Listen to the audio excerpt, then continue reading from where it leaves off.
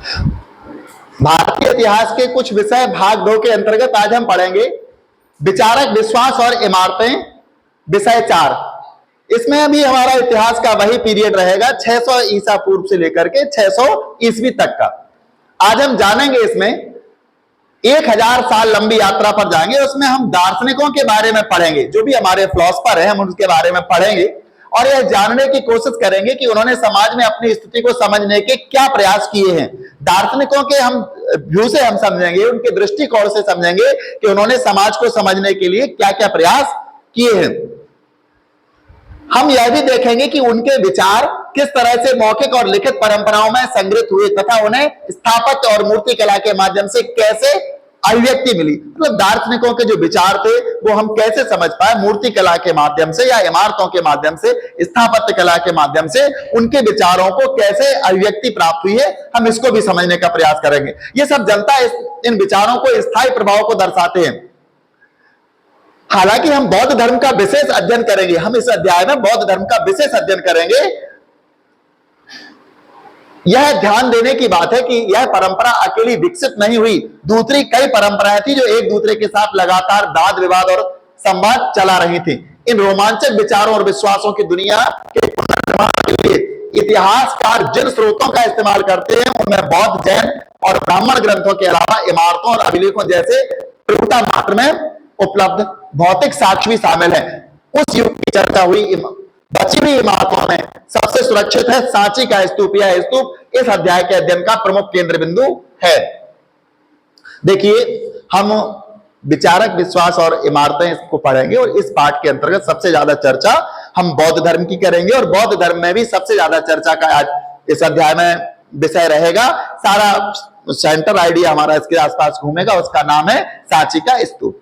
इसी स्तूप को लेकर के हम आज चर्चा करेंगे, जो कि सम्राट अशोक ने मध्य प्रदेश के रायसेन जिले में स्थित करवाया था, बनवाया था, इसका निर्माण किया था और इस स्तूप के अंदर महात्मा बुद्ध की अस्थियों को संजो करके रखा गया है। यह बौद्ध धर्म के लिए आस्था का बहुत बड़ा केंद्र माना गया है। हम देखेंगे सांची की एक झलक। यहां एक चित्र दिया गया है शाहजहां बेगम का, जो कि भोपाल की बेगम थी, शासिका थी। शाहजहां बेगम का यह चित्र है और इस चित्र के माध्यम से हम देखेंगे उन्होंने इसको कैसे सुरक्षा प्रदान की, इसको कैसे संरक्षित किया सांची के स्तूप को, इसको भी हम जानेंगे। यहां इतिहास में कहा जाता है अमरावती उजड़ गया किंतु सांची बच गया, स्पष्ट कीजिए। तो हम बेगम, शाहजहां बेगम के व्यवहार से उनके सांची के स्तूपों के संरक्षण की स्थिति को देखते हुए हम इस बात को कहते हैं और आज इतिहास भी दोहराता है, अमरावती उजड़ गया किंतु सांची बच गया। भोपाल राज्य के प्राचीन अवशेषों में सबसे अद्भुत सांची कनखेड़ा की इमारतें हैं। पहले ये भोपाल राज्य में ही आता था, आज जरूर ये रायसेन जिले में हो गया, लेकिन उस काल में ये भोपाल राज्य में ही आता था और यहाँ कनखेड़ा की इमारतें का एक अद्भुत नमूना है सांची। भोपाल से 20 मील उत्तर पूर्व की तरफ एक पहाड़ी की तलहटी में बसे इस गांव को हम कल देखने गए थे। यहां पर एक झलक दी जा रही किसी लेखक के द्वारा। हमने पत्थर की वस्तुओं, बुद्ध की मूर्तियों और एक प्राचीन तोरण द्वार का निरीक्षण किया। हमने वहां जाकर के क्या देखा? पत्थर की वस्तुएं। वहां सांची के स्तूप के पास जितनी भी वस्तुएं हैं वो केवल और केवल पत्थर से बनाई हुई वस्तुएं हैं। बुद्ध की मूर्तियों और एक प्राचीन तोरण द्वार का निरीक्षण किया। ये अवशेष यूरोप के सज्जनों को विशेष रुचिकर लगते थे। मतलब जब यूरोप के जितने भी हमारे यहाँ लोग आए, अंग्रेज शासकों के जो भी यहाँ पर शासन करने अधिकारी आए, चाहे वो अलेक्जेंडर कनिंघम हो या अन्य उनके अधिकारी हो, इन लोगों को सांची के स्तूप के पास जो भी अवशेष मिले हैं वो बहुत भाते थे, बहुत अच्छे लगते थे। मेजर अलेक्जेंडर कनिंघम ने इस इलाके में कई हफ्तों तक रुक रुक कर इन अवशेषों का निरीक्षण किया। उन्होंने इस जगह के चित्र बनाए, वहां के अभिलेखों को पढ़ा और गुंबद नुमा ढांचे के बीचों बीच खुदाई की। उन्होंने इस खोज के निष्कर्षों को एक अंग्रेजी पुस्तक में लिखा। भोपाल की नवाब, इनका शासनकाल 1868 से 1901 के बीच का था। शाहजहां बेगम की आत्मकथा ताज उल इकबाल, तारीख भोपाल। देखिए, कभी आपको यहां जरूरत पड़ जाए तो शाहजहां बेगम की जो आत्मकथा लिखी गई उसका नाम है ताज उल इकबाल, तारीख भोपाल। से 1876 में HD बरस्टो ने इसका अनुवाद किया था, ट्रांसलेट किया था एसडी बरस्टो ने। हम देखेंगे इसके 19वीं सदी के यूरोप में सांची के स्तूप को लेकर काफी दिलचस्पी थी।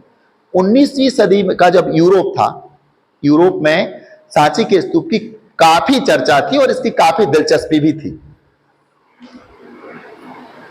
फ्रांसीसियों ने सबसे अच्छी हालत में बचे सांची के एक पूर्वी तोरण द्वार को फ्रांस के संग्रहालय में प्रदर्शित करने के लिए शाहजहां बेगम से फ्रांस ले जाने की इजाजत मांगी।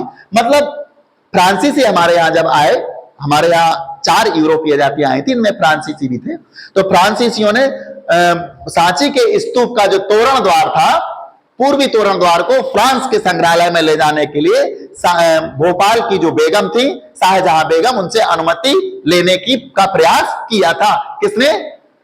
फ्रांसीसियों ने। कुछ समय के लिए अंग्रेजों ने भी ऐसी ही कोशिश की।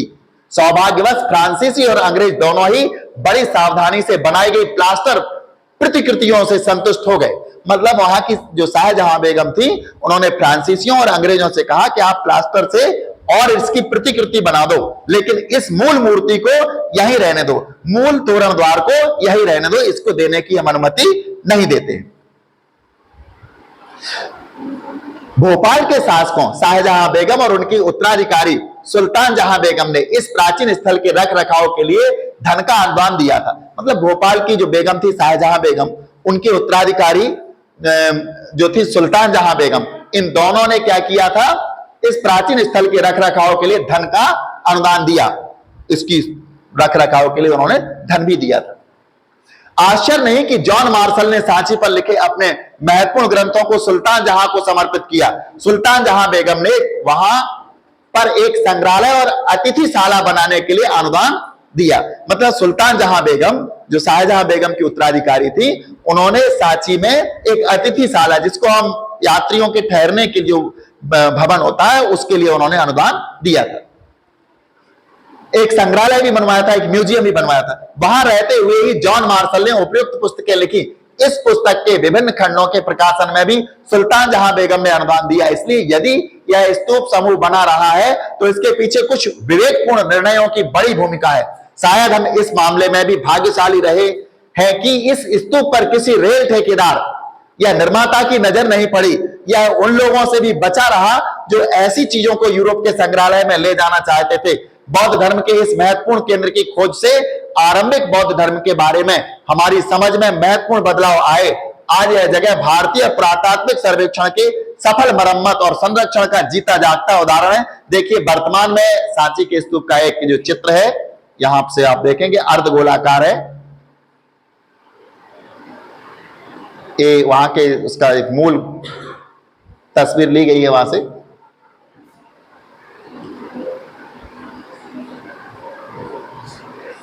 ये सांची का महान स्तूप। यदि आप दिल्ली से भोपाल की रेल यात्रा करें तो आप एक पहाड़ी के ऊपर एक मुकुट जैसे इस खूबसूरत स्तूप को देखेंगे।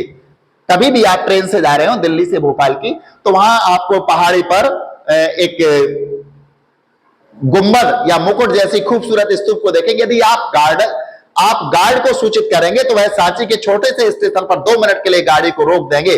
बस इतना समय कि आप गाड़ी से उतर जाएं, पहाड़ी पर चढ़ते हुए आप पूरे स्तूप समूह को देख सकते हैं। एक विशाल गोलार्ध ढांचा और कई दूसरी इमारतें, जिनमें 5वीं सदी में बना एक मंदिर भी शामिल है। यदि आप रेल से भोपाल की यात्रा कर रहे हैं तो आप सांची से पहले रेलवे का जो गार्ड है उसको सूचित करेंगे तो वो 2 मिनट के लिए सांची स्टेशन पर, छोटा सा रेलवे स्टेशन है, वहां गाड़ी को रोक देगा और बस इतने समय के लिए रोकेगा कि आप खड़े होकर के स्टेशन के प्लेटफॉर्म पर सांची के स्तूप को वहां से देख सको। वहां से दिखता है वो, और तत्काल फिर आपको पुनः अपनी सीट पर पहुंचना है और ट्रेन वहां से फिर रवाना हो जाएगी। 2 मिनट के लिए वो स्टॉपेज दे देता है वहां पर। ऐसा भारतीय पुरातत्व विभाग के निर्देश है।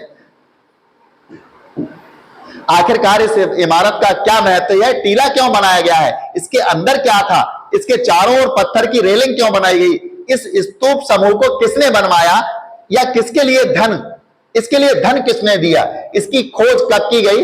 ग्रंथों, मूर्तियों, स्थापत्य कला और अभिलेखों के अध्ययन के द्वारा हम इस रोचक इतिहास की खोज कर सकते हैं। आइए हम प्रारंभिक बौद्ध धर्म की पृष्ठभूमि के अन्वेषण से शुरुआत करते हैं। हम देखेंगे सबसे पहले पृष्ठभूमि, यज्ञ और विवाद। हम सहस्त्राब्दी का काल विश्व इतिहास में एक महत्वपूर्ण मोड़ माना जाता है। इस काल में ईरान में जरथुस्त्र जैसे चिंतक, यानी ईरान में जरथुस्त्र जैसे चिंतक, यानी हमने इस पाठ के इस प्रारंभ में पढ़ा था कि हम इमारतें भी पढ़ेंगे और साथ ही साथ हम दार्शनिकों के विचार से भी देखेंगे इस दुनिया को। तो ईरान में जरथुस्त्र जैसे चिंतक, चीन में खुंगत्सी, यूनान में सुकरात, प्लेटो, अरस्तु और भारत में महावीर, बुद्ध और कई अन्य चिंतकों का उद्भव हुआ। देखिए इस शताब्दी में इतने सारे दार्शनिकों का उद्भव हुआ था दुनिया में। उन्होंने जीवन के रहस्यों को समझने का प्रयास किया, साथ साथ वे इंसानों और विश्व व्यवस्था के बीच रिश्ते को समझने की कोशिश कर रहे थे। यही वह समय था जब गंगा घाटी में नए राज्य और शहर उभर रहे थे और सामाजिक एवं आर्थिक जीवन में कई तरह के बदलाव आ रहे थे। ये मनीषी इन बदलते हालात को भी समझने की कोशिश कर रहे थे। विद्यार्थियों, यहां पर हम इस चीज पर थोड़ा सा ध्यान देंगे। ईरान में जरथुस्त्र, चीन में खुंगत्सी, यूनान में सुकरात और प्लेटो, अरस्तु, ये तीन ईरान के थे दार्शनिक। कभी दार्शनिकों के नाम इतिहास में पूछे जाते हैं, किस जगह का कौन दार्शनिक है, तो आपको ये याद रखना है। ईरान में जरथुस्त्र, चीन में खुंगत्सी और यूनान में सुकरात, प्लेटो और अरस्तु, और भारत में महावीर और महात्मा बुद्ध, ये दार्शनिक रहे और ये किस जगह के, इसको भी हमें याद रखना है। हम 2.1 पर पहुंचेंगे, यज्ञों की परंपरा, चिंतन। हम किसी पर विचार करते तो इसको चिंतन कहा जाता है। किसी के बारे में बैठ करके एकाग्रचित होकर के विचार करते तो इसको चिंतन कहा जाता है। चिंतन धार्मिक विश्वास और व्यवहार की कई धाराएं प्राचीन युग से ही चली आ रही थी। पूर्व वैदिक परंपरा, जिसकी जानकारी हमें 1500 से 1000 ईसा पूर्व में संकलित ऋग्वेद से मिलती है, वैसी ही एक प्राचीन परंपरा थी। ऋग्वेद अग्नि, इंद्र, सोम आदि कई देवताओं की स्तुति का संग्रह है। ऋग्वेद किसका है? अग्नि, इंद्र, सोम आदि कई देवताओं की स्तुति का संग्रह है। यज्ञों के समय इन स्त्रोतों का उच्चारण किया जाता है। आपने भारत के जो सनातन परंपरा के जो वेद हैं उनके बारे में पढ़ा होगा। हमें 1500 से 1000 ईसा पूर्व में ये वेदों का संकलन हुआ है। ऋग्वेद सबसे पुराना वेद है और वैसे ही एक प्राचीन परंपरा थी। ऋग्वेद अग्नि, ऋग्वेद में किसका उल्लेख मिलता है? अग्नि का, इंद्र का, और सोम। सोम किसको कहते हैं? चंद्रमा को। यानी अग्नि, इंद्र और चंद्रमा के आदि देवताओं का उल्लेख हमें ऋग्वेद में मिलता है। इसमें कई देवताओं की स्तुति भी है। यज्ञों के समय इन स्त्रोतों का उच्चारण किया जाता था और लोग मवेशी, बेटे, स्वास्थ्य, लंबी आयु आदि के लिए प्रार्थना करते थे। मतलब उस समय हमारे देश में पशु ही सबसे बड़ा धन था, पशुओं को धन माना जाता था। तो लोग अपनी मवेशी के स्वास्थ्य के लिए, अपने बेटों के स्वास्थ्य के लिए और लंबी आयु प्राप्त करने के लिए इन तीन देवताओं की पूजा करते थे, अग्नि, इंद्र और चंद्रमा या सोम। इन्हीं की पूजा थी। ऋग्वेद में सबसे ज्यादा मंत्र इन्हीं के मिलेंगे, अग्नि के, इंद्र के या चंद्रमा के। शुरू में यज्ञ सामूहिक रूप से किए जाते थे, बहुत सारे लोग इकट्ठे होकर के यज्ञ करते थे। बाद में कुछ यज्ञ घरों के मालिकों द्वारा किए जाते थे। राजसूय और अश्वमेध जैसे जटिल यज्ञ सरदार और राजा किया करते थे। इनके अनुष्ठान के लिए उन्हें ब्राह्मण पुरोहितों पर निर्भर रहना पड़ता था। नए प्रश्न 2.2 में देखेंगे। नए प्रश्न। उपनिषदों में पाई गई विचारधाराओं से पता चलता है कि लोग जीवन का अर्थ, मृत्यु के बाद जीवन की संभावना और पुनर्जन्म के बारे में जानने के लिए उत्सुक थे। जो उपनिषद, वेदों के बाद जो ग्रंथ है उनको उपनिषद कहा गया। वेदों की जिनमें टीकाएं थी, वेदों की टिप्पणियां थी, इनको कहा गया है उपनिषद।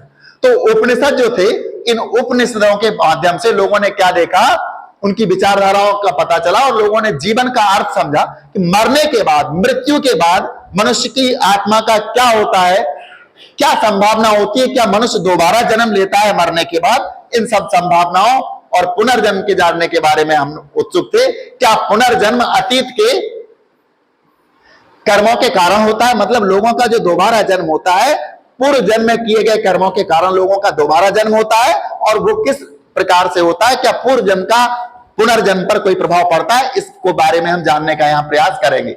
ऐसे मुद्दों पर पुरजोर बहस होती थी। मनीषी परम यथार्थ की प्रकृति को समझने और अभिव्यक्त करने में लगे थे। वैदिक परंपरा से बाहर के कुछ दार्शनिक यह सवाल उठा रहे थे कि सत्य एक होता है या अनेक। लोग यज्ञों के महत्व के बारे में भी चिंतन करने लगे। वाद विवाद और चर्चाएं। समकालीन बौद्ध ग्रंथों में हमें 64 संप्रदायों और चिंतन परंपराओं का उल्लेख मिलता है। मतलब हम अगर बौद्ध ग्रंथों को देखें तो उस समय 64 संप्रदाय या परंपराएं भारत में विद्यमान थी। कितनी परंपराएं थी? 64 परंपराएं। इससे हमें जीवंत चर्चाओं और विवादों की एक झांकी मिलती है।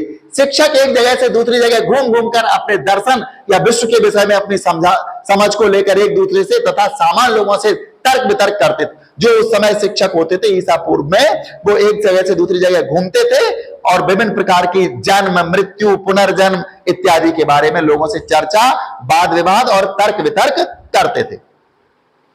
ये चर्चाएं कुटागार शाला कहते हैं नुकीली छत वाली झोपड़ी जो कि एक शंकु के आकार की होती है, उस झोपड़ी को हम क्या कहते हैं? कुटागार शालाएं। उनमें बैठ करके या ऐसे उपवनों में होती थी जहां घुमक्कड़ मनीषी ठहरा करते थे। मतलब घूमने वाले जो साधु होते थे, विद्वान होते थे, शिक्षक होते थे, घूम घूम कर लोगों को शिक्षा देते थे। ये कुटागार शालाओं में ठहरते थे और यहीं वो शिक्षा देते थे या चर्चाएं करते थे। यदि एक शिक्षक अपने प्रतिद्वंदी को अपने तर्कों से समझा लेता था तो वह अपने अनुयायियों के साथ उसका शिष्य बन जाता था। अगर 2-3 विद्वान बैठे हैं कुटागार शाला में और एक शिक्षक ने दूसरे शिक्षक को या दूसरे व्यक्ति को अपने तर्कों के द्वारा समझा दिया या उसको ऐसा कर दिया कि वो समझने लगा उनकी बातों को, तो या उनके तर्कों को उसने स्वीकार कर लिया, तो वो भी उनका शिष्य बन जाता था। इसलिए किसी भी संप्रदाय के लिए समर्थन समय के साथ बढ़ता घटता रहता था। इनमें से कई शिक्षक जिनमें महावीर और बुद्ध शामिल है, महावीर स्वामी है, महात्मा बुद्ध है, वेदों के प्रभुत्व पर प्रश्न उठाते थे। उन्होंने यह भी माना कि जीवन के दुखों से मुक्ति का प्रयास हर व्यक्ति स्वयं कर सकता था। यह समझ ब्राह्मणवाद से बिल्कुल भिन्न थी। जैसे कि हमने देखा, ब्राह्मणवाद यह मानता था कि किसी व्यक्ति का अस्तित्व उसकी जाति और लिंग से निर्धारित होता है। देखिए, महात्मा बुद्ध ने और महावीर स्वामी ने वेदों की प्रामाणिकता पर को नहीं माना है और वो क्या कहते हैं कि ये ग्रंथ केवल ब्राह्मणवाद को बढ़ावा देते हैं, ऐसा उन्होंने कहा है। उपनिषद की कुछ पंक्तियां हैं यहां पर। संस्कृत भाषा में रचित लगभग 6ठी सदी ईसा पूर्व के छांदोग्य उपनिषद से 2 श्लोक दिए गए हैं। आत्मा की प्रकृति, मेरी यह आत्मा धान या यव या सरसों या बाजरे के बीज की गिरी से भी छोटी है। मन के अंदर छुपी मेरी यह आत्मा पृथ्वी से भी विशाल, क्षितिज से भी विस्तृत, स्वर्ग से भी बड़ी है और इन सभी लोकों से भी बड़ी है। सच्चा यज्ञ, यह जो पवन यानी हवा जो बह रहा है, निश्चय ही एक यज्ञ है। बहते बहते यह सबको पवित्र करता है, इसलिए यह वास्तव में यज्ञ है। क्योंकि यज्ञों का उद्देश्य यही होता था, लोगों को पवित्र करना या संपूर्ण समाज को पवित्र करना।